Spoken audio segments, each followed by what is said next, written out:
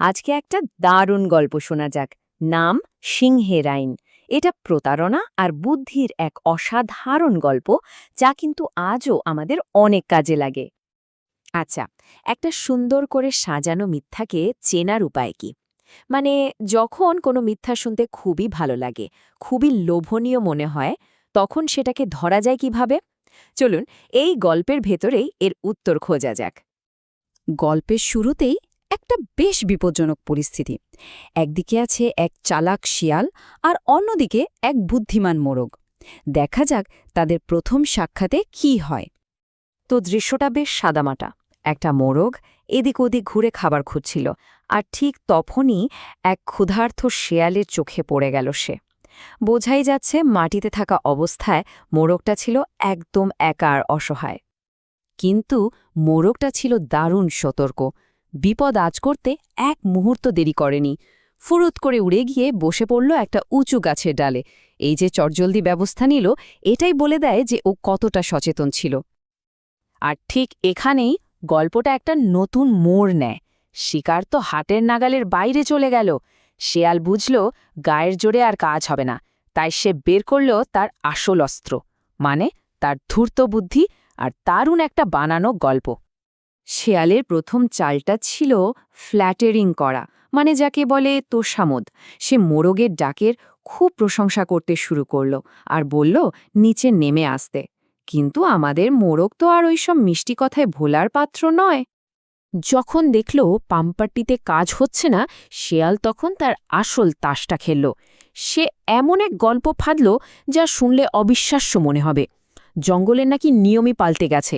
স্বয়ং সিংহ নাকি এক নতুন আইন জারি করেছে, আর সেই আইনে সব পশুদের মধ্যে নাকি শত্রুতা শেষ।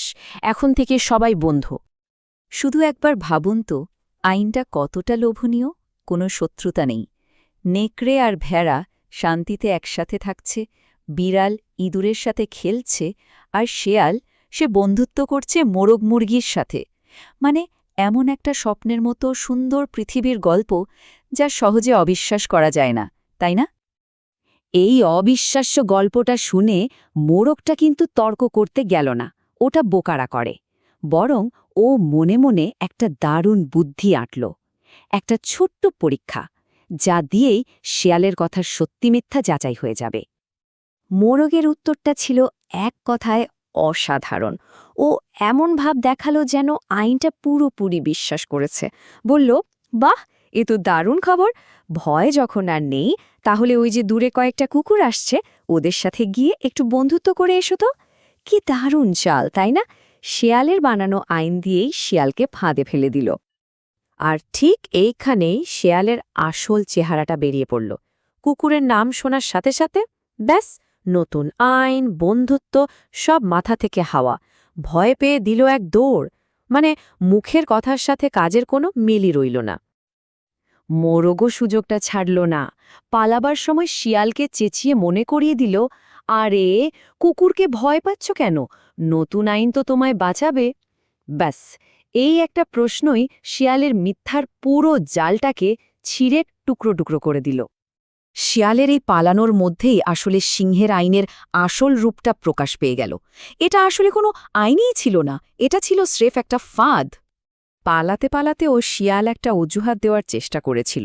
বলেছিল, আমার ভয় হচ্ছে ওই কুকুরগুলো হয়তো নতুন আইনের কথা শোনেনি। কি মজার কথা! এই একটা কথাতেই কিন্তু ও নিজেই স্বীকার করে নিল যে ওর বানানো আইনটা বাস্তবতার সামনে কতটা ঠুনকো, কতটা ভিত্তিহীন। তাহলে পুরো ব্যাপারটা কি দাঁড়ালো? একদিকে আইনের সুন্দর সুন্দর কথা, শান্তি, বন্ধুত্ব, নিরাপত্তা, আর অন্যদিকে শেয়ালের আসল কাজ, প্রতারণা, ভয় আর পালানো। এই যে কথায় আর কাজে আকাশ পাতাল তফাত, এটাই গল্পের আসল সত্যিটা আমাদের সামনে তুলে ধরে। সব ভালো গল্পের মতোই এই গল্পেরও একটা দারুণ শিক্ষা আছে। এমন একটা শিক্ষা যা আমাদের চারপাশের জিনিসগুলো একটু অন্যভাবে ভাবতে শেখায়। মোরগের বুদ্ধিটা থেকে কিন্তু আমরা একটা খুব কাজের জিনিস শিখতে পারি। 4টে সহজ ধাপ। 1. কেউ যখন খুব সুন্দর কোনো কথা বা দাবি করবে, সেটা মন দিয়ে শুনুন। 2. সেটাকে পরীক্ষা করার জন্য একটা সহজ উপায় ভাবুন। 3. দেখুন বাস্তবে কি প্রতিক্রিয়া হচ্ছে। আর 4. যেটা সবচেয়ে জরুরি, কথার থেকে কাজকে অনেক বেশি গুরুত্ব দিন, কাজকেই বিশ্বাস করুন। আর সবশেষে একটা প্রশ্ন রেখে যাই, আমাদের চারপাশে কিন্তু রোজই এমন অনেক সিংহের আইন তৈরি হয়, মানে অনেক সুন্দর সুন্দর প্রতিশ্রুতি, অনেক লোভনীয় কথা। ভেবে দেখার বিষয় হলো, আজকের দিনে আমাদের আশেপাশে এমন কোনো আইন আছে যাকে মোরগের মতো একটু পরীক্ষা করে দেখা দরকার?